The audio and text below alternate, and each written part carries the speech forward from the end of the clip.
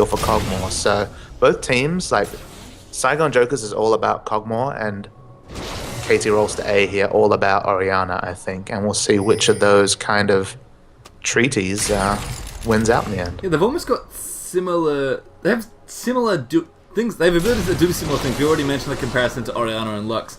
I mean, Jace's acceleration gate versus the general mobility that's the combination of Sona and Lux gives you, because you've got a lot of control there, and just, you know, a lot of CC on both sides, a lot of AoE, and, you know, kind of a decent bruiser line. Although Mundo is going to be basically the one and only tank for this team, which is, if you're only going to have one tank, Mundo is a good man to have, because he is a super tank. So he's going to try and, you know, bear the brunt that Lee Sin and Aurelia would go together. So I do like that pick there from KT as well, because Jace is generally built for his poke and damage, and not so much for his bruisery abilities. You kind of lose too much damage if you build that way. Interestingly, Jace actually leveled acceleration gate first, which thought, I mean, oh goodness, reset's in trouble. That's a lot of ignite damage. Great ball in though from Zero, and it's going to be close. Reset flashes out of the way, very smart, but damage in now onto Zero, and this could be very, very bad. Great roots though from Wall.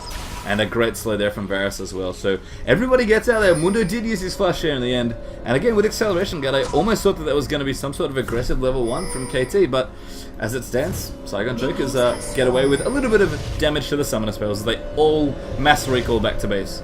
Apart from it's just the engage on Saigon Jokers. I think that is the difference. Wow, as we see Jace getting some free damage into Aurelia, who scurries away. But no real hard engage, like a Lux minding, hitting by chance, Aurelia kind of causing all sorts of terror, a flash Sona ult perhaps, but apart from that, it's kind of much, I think it's CC that's much better used defensively just to peel for that Cogmore. And I mean, that's what they're going to be relying on. They're going to be using Cog's poke and, you know, the bit of poke that Lux and Sona have as well. And just try and force sieges and force favorable engages that way, as we see Violet now going to take out this blue actually very easily with a lot of help from bottom lane. So he's got Smite still up. We may be going to see a steal here. And counter-jungling Mundo is an interesting prospect, because Mundo often gets quite low in his jungle. It looks like he's not going there though. And it's Lee Sin, of course, who has that execute ability on the Q. I mean, Lee Sin is quite the duelist. Mundo is certainly one of the fastest clearers of the jungle still after some nerfs. Top lane, I think, a bit of trouble. Nope. Someone is low. Oh, it's actually Wall in bottom lane. Poor Zyra. A little bit unhappy there. But going to use her potions. Not too much trouble for now, but there is definitely a lot of damage here in this bottom lane for Saigon Jokers. So KT are going to have to be careful, but I think they've got the advantage for the most part. I mean, when you pick Cogmore in a lane, you kind of... I guess you kind of auto-lose your lane in a sense, or you expect to, certainly. You certainly expect it to be difficult. It's interesting though, because I mean, Varus actually does a lot of the same things that, oh wow, so it takes massive damage here. Nice job, exhaust forward as well, it's going to be enough, I think, ignite! There it is, first blood, right on the last tick there for Wall. Last tick of ignite, it's going to feel a little bit trolled there, Journey, a little bit unfortunate, oh my goodness. Great hook there as well, Archie in trouble, great slow as well, can they follow it up? Needs one more, QB doesn't have it, one more auto, no! Cannot get there, Wall even tanked a turret hit there as well, just to try and make it happen. But if Varus had been level 3... of level 2 Varus Zyra, it just gets worse from there. Yes, once they hit 6, it's even worse now, and we have more trouble in Paradise. Mundo now getting chased down by Violet, and Reset in a lot of trouble. A great ball there and a slow from Zero, but I think Orianna's put herself in a bad spot, gonna get butted there on the backside, and that is gonna be a kill. Ignite ticking away, a hero Q there, but not quite enough. But never mind there, as Nyx Water flashes over the top there for an auto, and targets acquired there for both of Saigon Joker's targets. Lux got Ori in the mid there, and Jungler's gone down as well, as Cogmore still so low in this bottom lane. And it all goes off with a 3-minute pastry. Yeah, everybody, you know, just doing what they please, and that's kind of what I mentioned about Mundo. He gets a little bit low, and Lee Sin is a great duelist. I mean, Mundo... Before, you know, at the peak of his strength, he was known for ridiculously fast clears and his fantastic invade presence with Cleaver. It's still okay, but you cannot out-duel Lee Sin, in my opinion.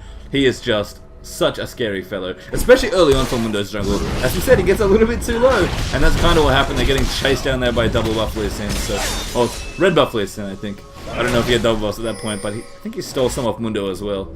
So yeah, not the happiest start here for Reset, but he's going to be okay, and certainly Violet feeling very, very happy with himself at this point. And it's just bottom lane that gets a little bit of trouble for them, as you know, Cogmore was very low very early, Sona gave first blood. Maybe they're going to have to lean on bot lane a bit here, KT Rolston. I mean, there's a small CS advantage coming out now. Hero's actually doing a really nice job freezing this lane. Really wants to try and deny this Cogmore for as long as possible, which personally I think makes a lot of sense. I mean, Cog is someone who's usually safest or happiest when he's farming close to or under his turret, but Varus is doing a very, very deliberate job here of making sure they essentially freeze their lane where Kog'Maw would want to. And Archie's going to find himself fairly denied in short order here. I mean, he's falling behind slowly, but it's going to add up very, very quickly, I guess. And even those plants, you know, even from the support Zara, are going to have that area control that you don't expect from a support. Yeah, I mean, Zara's zoning is just absolutely incredible for a support. I mean, even as an AP, she does similar things. And as you mentioned, there's pretty nice synergy between Orianna and on Zara. So expecting a lot of funky things there, and Archie just cannot get close at this point. He's going to be Violet down here as well. I could turn around. Level 5 Lee Sin is a pretty scary man. There's a nice jump there onto the minion. Can't quite find the line for the Q, though. And they're going to back away. So Kog'Maw, a little bit more breathing room now as Lee Sin comes in. But that pressure's not going to last forever. Lee Sin cannot afford to camp this lane and not get ganked, so... It does affect how the lane was frozen, though, because of how creeps react there. So if it works out for the advantage of Saigon Jokers, they'll take that jungle pressure. It looks like it's pushing a little bit more as well, but more damage now onto Archie. Lots and lots of bursts here, but War's actually going to get very low here. Sona trying to chase it down. That's going to be a kill.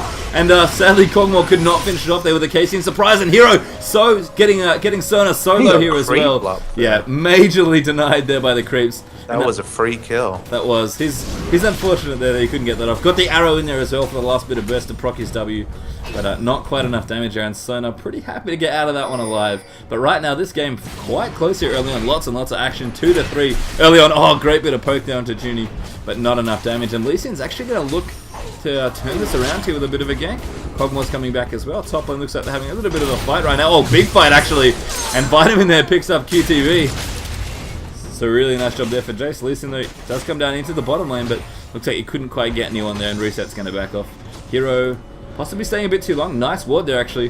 Going to look for those lane ganks there, and of course deny any pressure there in the brush. And that was a pink ward put down by an AD carry as well. Let's talk about item builds, Pastry Time. Okay. Talk to me about what Aurelia's got going on here. She has a Berserker Greaves and a Doran's Blade. So it seems like she just wants to straight up duel Jace, which this pre-nerf Jace, that seems like quite the statement of intent from Aurelia. I mean, the thing with Jace is that he's mainly poke-based. You know, he only really goes melee on you if it's A, safe to knock you away, which with Aurelia's Blade Surge it's usually not, and B, if he can kill you. You know, that is an execute. And he's going to try and just do as much damage as quickly as possible. Poke you from range, clear the minions out, and then just jump straight on top of your face. The reason Aurelia's been such a popular pick is that it's very, very difficult for Jace to not be forced to trade with her because of Blade Surge closing that gap there. So I think at this point QTV's plan is just, you know what? I can out-trade you if I'm in melee range. Lots of aggression coming down bot lane here. Might see wall fall down? No, the plant, the slow there with a saving grace. But they noticed that Zara was in lane, level 5, tried to all in her, did not work out. It's okay. No ult there up for actually level 4 for Sona. Little long way off that crescendo, so can't quite see level the deal 6, there. however, for Varus. And that's good news. Zara on the way as well. Oh, not quite. Gonna need one more level, but they have a lot more potential here in this lane. And once Zara hits 6, we're gonna see fireworks.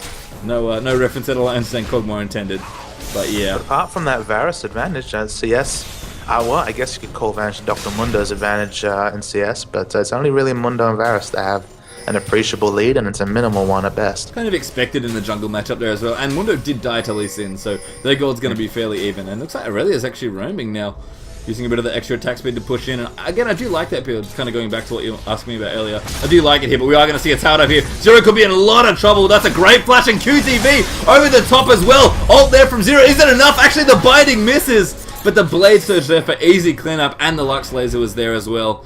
So that was a crazy, crazy aggressive dive. It wasn't enough they were diving a turret. They flashed over into the unwarded Wraith brush as well. Wow. And Mundo just can't quite react. I don't think he was in the immediate area, and that was a very quick death there for Orianna. And nice dodge of the binding there using command Shockwave, but not enough to get away from Blade Surge or the ult that was coming away, because even if Zero survived the initial burst there from Blade Surge, he was dead. He was very, very dead. And that's a nice bit of play there from Aurelia, so we'll see. If we look down bottom, this Zara pressure is continuing. Look at the CS advantage, it's just growing. 22 CS now. Yeah, 61 to 39, and again, Hero continuing to try and zone out Kog'Maw and be very aggressive. He's standing in front of his own minions and in front of their minions as well. And wall hit 6, yeah, now they have even more lane presence than they did before. I feel so sad for Sona right now. And they're calling Lee Sin, and Violet's coming down just because if this is left unchecked, if they can really... Oh, wow, they'll get low in the jungle, but that's just Dr. Mundo. Oh, man. Things like that. Wow. And trying to find Mundo. I already missed the kill there onto Sona as they briefly skirt away from bottom lane. Waldo is going to go down here to a nice bit of counterplay. And the Q comes out there from Hero. Can't quite find it. Apologies. I literally was trying to find the person I knew was dying, and as I flicked back, Sona was already dead. He does troll us as casters. He really does. I wish I could just turn off individual alerts for Mundo. Oh, Lee Sin coming into this could be a nice move here. Top as well. Yep. Violet almost wants to dive in the bottom. He does! Great damage here onto Hero and a beautiful kick away. But Archie going to take so much damage to flash out. Can he get the kill? And a nice place to... Living artillery there from Cog will clean it up. Add simultaneously in the top lane. We can only look at one place at a time, unfortunately. But the dive there successful for KT. And Aurelia will go down as well. They're going to try Dragon at the 10-minute mark here, Sagan Jokers. Yeah, a lot of damage here coming out from Cogma with Bio-Arcane Barrage, and that Madrid's going to help out a lot here. Not the full Wriggles, but still enough. Only Orianna in range. The rest of them rotate in as well. Yeah, I don't think Ori's going to be able to steal this. The ball's there, but not in range to move it forward. And there's an easy smite there for Violet as the first Dragon goes at about the 11-minute mark here. Oh, great catch there with the Grasping Roots. And Junie gets slowed by the plants as well. It just feels so sad when you're Sona against Zyra. For this exact reason, and Wall's even picking up a few CS as well. So the trades in bottom lane are working out, but Lee Sin's presence isn't accelerating Kog'Maw enough to the point where they can start winning this lane, I don't think. Well, to be fair though, I mean, he picked up 2 kills there, the Kog'Maw. He has got a window CS-wise, but the gold's only 300 in Varus' advantage despite all that aggressive play down bottom, all that zoning. Yeah, tabbed over quickly there, and you can see that the gold advantage. Not so Lee Sin doing a big, he did a big favor there. It didn't look like the lane was gankable. It looked like it was going to be a bad call, but relieving pressure from bot lane like he needs to. And I think even just knowing that you need to come down to bot lane as soon as Zarya hits 6, knowing that they were going to try and make a move is really, really high level play. Because, you don't think, oh, you kind of want to gank very opportunistically. Lee Sin expected something to happen in bottom lane as soon as Zyra hit 6. And then from there, just went ahead and, you know what? Oh, goodness, what is Hero doing here? Oh, he wards. And he's going to see Violet. That's nice. He's sick of those safeguard ganks. Full view of Violet, so that will affect the gank paths Violet takes. Yeah, he's, yeah, it will. But certainly wants to be as aware as possible of those ganks. Sick of Lee Sin safeguarding over that gap. It's the sort of ward you'd expect against a Nocturne, but such is the aggression. Oh man, in the middle as well. Nick's ward is in a lot of trouble there, and Zero picks the kill up. QTV diving again. Reset in a little bit of trouble, and Violet comes through there. Great kill, and Zero, all he can really do is watch his teammate die.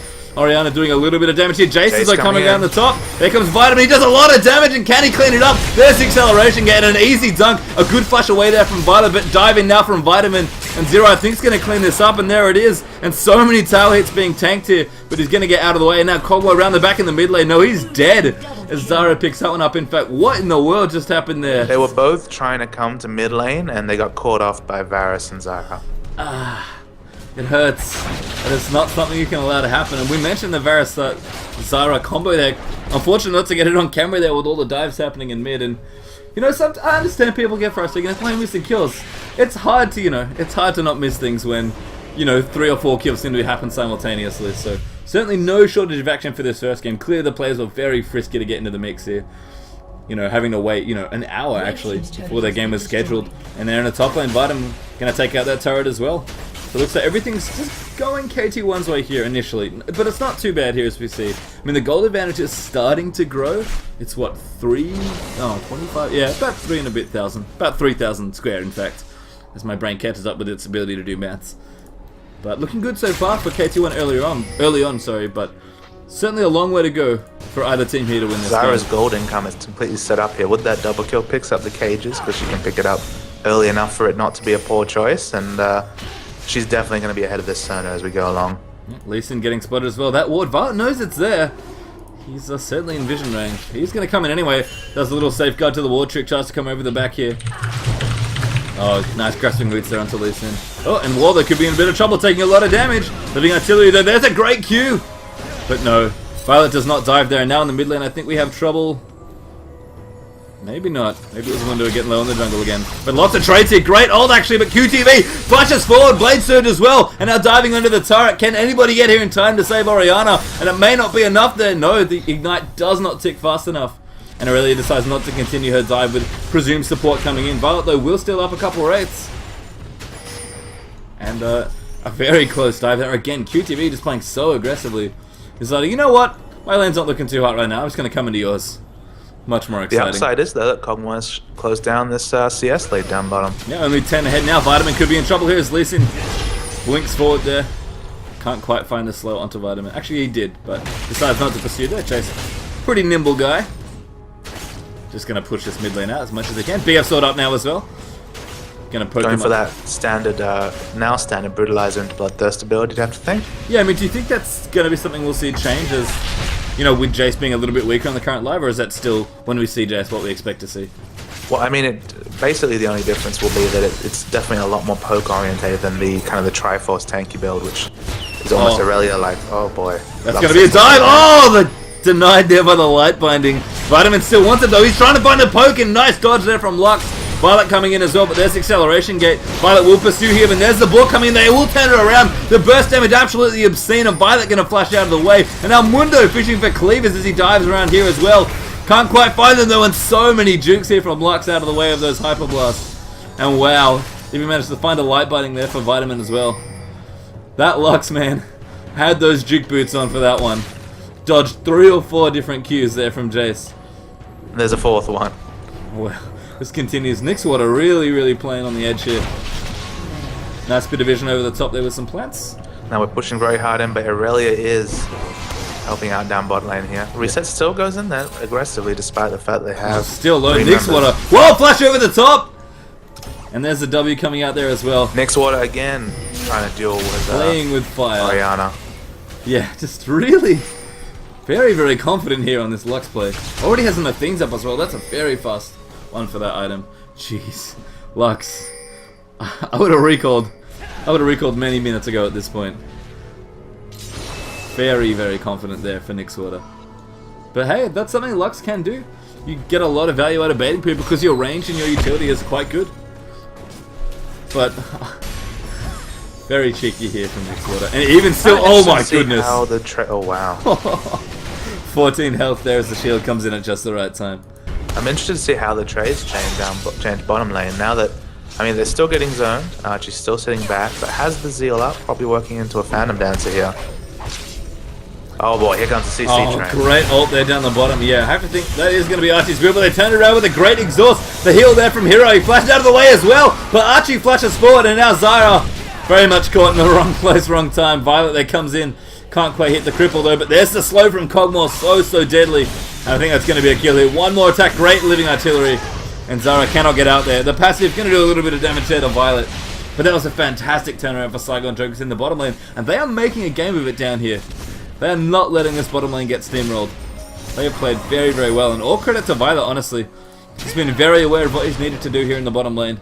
And he has pitched his tent. Oh my goodness, the damage. Oh wow, so much boat damage from Jace here. Sona.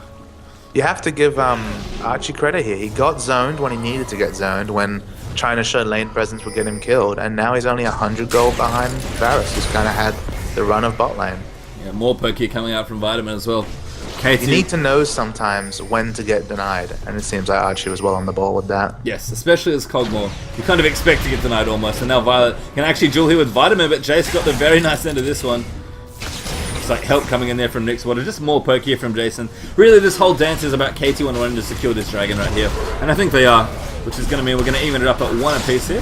There we are, nice contest there. Reset picks it up with his ult. And we'll see where KT want to go. Lots of pressure here from Jace, actually. Been really nice just to roam between these lanes and have a lot of poke around objectives, whether it be towers or the dragon. If you tab over to the gold, it's interesting because Wall secured so many kills down bottom lane, there's almost gold parity between Zyra and Varus. That's quite amusing, in fact. Probably not what they wanted. But so no, a lot of the gold lead is eroded by just how far. I mean, 2,000 gold lead effectively for Zyra on Sona. Which is, you know, all well and good, but certainly... And Zyra scales well, so maybe she'll be able to build some of those AP items going into late game, but you're right. It isn't gold on the AD carry like they'd want. Yes, I mean, it may work out well, and you're right about Zyra scaling fairly well. That'll be fun to see that. Always nice to see the surprise death cap on support. Zyra Hero, though, still in a lot of trouble. There's a great ult, though, to protect him, and a grasping root in there as well. Hits Violet! And I think that's going to deny Lee Sin's presence there, so Wall really on the ball with his abilities. And this is kind of the problem with Varus. You can play very aggressively, but when you fall behind or get ganked, you have no escapes other than your flash, and it was only a very nice combination of CC there that got them out of that one. And now Vitamin going to come down the bottom, but he's spotted already. Yeah. It's also the strength of Zyra, because what other champion from range can stop two people down bot lane as a support? I guess Lux is the only person who could compare, and they're both about as unorthodox supports as each other. I mean, Zyra at this point is certainly coming more into the mainstream, but Lux support has seen a little bit of play, but it's just, it doesn't mesh quite as well. Grasping Roots is just on a whole nother level when it comes to ability. You kind of have that ability in your ultimate, which is nice, but it's never going to do very much damage as a support. I mean, it's a good comparison to bring up, but Lux's ultimate was always a bit awkward in bottom lane. Zyra's ultimate, on the other hand, very, very good. So I think that's kind of why we've seen, you know, Zyra was finally the AP support that people wanted, I guess. A lot of aggressive posturing from KTA here to get this red buff. A lot of this to me is just really that early tower that KT's taken. I mean, it's the only tower that's been taken in this entire game, but Jace has just been an absolute menace wherever he's traveled. And it's hurting Aurelia, who's, you know, having to push in here and do what she can, but it's hurting the top presence here in the jungle, and I think Reset, he's going to find the cleaver. He just misses it. Did not have visions. So it was a nice attempt there at the blind cleaver as bottom turret goes down. But unfortunately there for Mundo, couldn't quite find it. And Hero's still getting the better end of this lane. You know, 150 to 122 CS, and that bottom tower going down as well. Straight Infinity Edge, because he's sitting on 3,000 gold, Hero. Oh wow. And that would be quite the power jump here as we approach the start of mid-game. And there's middle tower going down as well. So a bit of parity reach there in the tower count. Saigon Jokers take out mid, a very important tower to have. Oh man, I think Hero's in trouble though. QTV has found him in the bottom lane. A nice slow there from Equilibrium Strike. Nice dodging there, one of the Transcendent Blades. But he does well there with his ultimate. Oh man, Living Artillery though. Pokemon coming in. The Voidoo's from max range. One more Living Artillery, but this could all go pear-shaped. And there it is. Vitamin in the right place. They get Crescendo though. And it is going to be a trade. Maybe not. He flashes out of the way. Zyra there with a great bit of CC. And whoa! He slays Violet there. He jumps out of the plants. Does go down there. And the passive is looking for the line, but Reset picks up QTV instead. And KT, oh never mind. There's the answer there from Lux. And an ult there. A bit awkward from Zero. He ulted Mundo there. I don't think that's what he wanted. But it doesn't matter there. Far too deep there for Saigon Jokers. KT will take it, a 2-for-4 exchange. Yeah, I mean, nice back and forth exchanges. KT had the good end there at the start, and it was evened up nicely by Saigon Jokers, but a little bit too deep in the end there with those dives. And as you said, a 4-2 scoreline there at the end of that little skirmish. And not what Saigon Jokers wanted, but still very, very close in this game. I mean, we're now 5,000 gold in the lead, or a little bit more now for KT1, but that is still nothing particularly massive. It's definitive, but it's not backbreaking. And let's talk about the fact that that was a 2-for-4 exchange that KT won, even though their AD carry had 3,000 gold in the bank. Like, that would have been a very different exchange if that wasn't the case. So to lose so badly in a trade where you were ahead in gold is worrying. And here is Infinity Edge. Really coming up trumps there, just for pushing down that mid turret. If he hadn't had that Infinity Edge, that tower would have taken a lot longer. And now KT have just opened up this map. I mean, 3 outer turrets down is basically go as a team. If you have, you know, especially 3-1 in this situation, certainly 3-0 in terms of outer turrets is something where you want a good place to be at. But even 3-1's a nice advantage. And KT, they're just not going to stop on this pressure right now. And I don't blame them. They're in a great spot right now, especially with that Infinity Edge coming up nice and early here for Varus. I mean, it's Phantom down to pickaxe for Cogmore, which isn't too bad. Lots of damage here onto Wall, but there's the ult coming out from Wall, and that's a great Zyra ultimate. Gonna knock up QTV, he's gonna get caught in the mix there and picked off by Hero. And now a great ult there, the Varus ult into Oriana, and Junior goodbye and say goodbye to Oracles as well. Reset flashes forward for Cogmore, and in the blink of an eye, that's 3-for-0, possibly 4-for-0 here as Violet goes down as well. And Wall just perfect bait in the ace now. Is Reset gonna see it? He's throwing in the cleavers. Lux, a very slippery champion. But Mundo's gonna try and chase it down. More cleavers coming in. Will Mundo dive in? There's the Burning Agony. One more briefcase. Mixwater though, using every skill in the arsenal. And he's gonna get out of this one. In fact, Reset may even die here, but it's not gonna matter. The rest of KT are just pushing down turrets. The tier 2 turret in mid's already gone, and this inhibitor turret's getting face tanked at this point. I think we're gonna see an inhibitor go down here in mid. Vitamin gets so low there. But Lux just cannot hope to defend. Does he get it? No, the laser can't quite find it. They are going to defend there. Everybody's respawned. And now Aurelia jumping on to Hero. War coming in with a nice grasping roots there to cover the escape. And what a turnaround there from KT. They were just all grouped ready. They knew it was time to try and force something there. And absolutely a theater of CC right there. And Hero was really fortunate that he picked up an early kill. He got the the 60% attack speed story from his passive due to picking up a kill, and he really influenced that fight with that Infinity Edge there. He was able to free hit from back, and even though he didn't have that Phantom Dance, he had no extra attack speed, he was doing immense damage because his passive kicked in. And that's something that kind of, when people saw Varus' passive, they're like, how relevant is this really? Well, if you get a killer assist on a champion, you start snowballing a team fight, it's amazing. And certainly in these longer team fights where KT have a lot of different control options, they've got so much CC, that was ridiculous. Like, Cyclone Jokers, they tried to get everybody in there, and they just... Aurelia, you know, a champion with a fantastic gap closer with CC reduction, could not get there, and now Reset couldn't find himself in a bit of trouble here. Nice kick over the ridge there from Lee Sin, and that's going to be a nice little freebie there for Aurelia. But at this point in the game, KT's position in this game is absolutely incredible.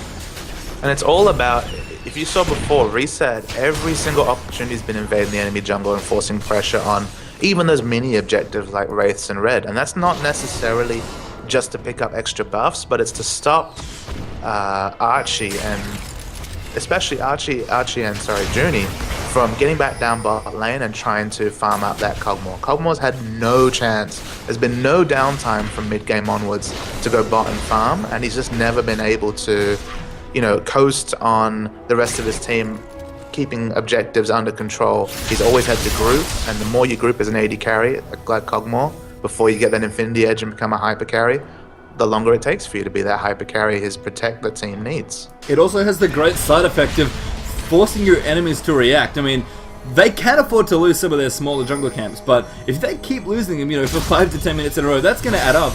But not their Wraiths are very close to their Red, which is very close to Baron, and that's, you know, a slippery slope when it comes to jungle vision and control. But again, going back to, you know, Jace getting an early tower, Mundo just went in there to see if anyone would follow him. And they were almost always a man up in the jungle in that side of the map. I mean, they chose their invade target very carefully. You know, Reset could have invaded the other side and just gone for Will's Blue and poked his way down bottom if he wanted to. But he was confident in bottom. He just felt like, you know, top had a nice advantage there taking out the early tower. And maybe, you know, that half of the map needed a little bit more help. And just by forcing your opponents to react, they can put themselves in horrible situations. And the amount of CC that KT have going into just, not even team fights, but narrow jungle chokes is absolutely devastating, and they've just got a lot of free picks a lot of the fight here as well. That's just natural pressure that Mundo converts by just walking into the enemy jungle, not even getting anything, just by walking in there and forcing your opponents to react. You know, if you force your opponents to make a decision enough times, and they're probably going to screw it more often than not. It's interesting to me. I think we're finally, through these tournaments we've been saying, get a feel for what Varus brings mid to late game. And it's that early game is all about the CC, and you see them maxing the hail of arrows in lane for that burst damage. But late game with that passive, with the potential to get the blight stacks detonated, he does perform a kind of a similar role to Kog'Maw. He does do a lot of damage late game, yes. I mean, it's a little bit more awkward to set up than, say, Kog'Maw or Vayne, but he is no slouch when it comes to DPS. And certainly when you have a team that's capable of protecting him, he is very, very potent in the right hand. And if you're able to talk about his damage in the same vein as Kog'Maw, given that he also has a CC ultimate, that's an interesting dynamic to bring in an AD carry. It's something special, yes. And Varus had not really seen a whole lot of play, but Hero seems to really like it. And he's just played it. You know, this is the second time we've seen it, so not a huge sample size. Big fight though starting here. Crescendo there. Hero takes a lot of burst, but he's still okay. Aurelia though jumping in. A great ult as he flashes out. But QTV does pick up the kill. Meanwhile, on the rest of it here, that inhibitor is going to go down here. And there's quite a bit of damage being dished out. Archie is so low as well. And Aurelia is chasing down carry after carry, but she does go down here. Peeled up there by Oriana and Zyra. And now the rest of KT coming in. Cyclone Jokers had to back off here to kick it off. And it's actually going to be 3 for 1 there. So Aurelia did her job. But that's an inhibitor, and 3 to 1 they're going down, despite Varus falling very, very early. And really, I mean, I think that maybe just KT, at this point, they've just grown a nice gold lead for themselves. You know, it's not just Varus that does a lot of damage. The rest of their team is very well equipped at this point. And for the most part, they are using their CC and zoning very, very well. And I think this is going to be it here. Jace, more than happy to function as a proxy AD carry at this point. And this Nexus, yeah, they're going to try and protect as much as they can, but that's going to be it. Good game, well played as KTA take your first game here for our first round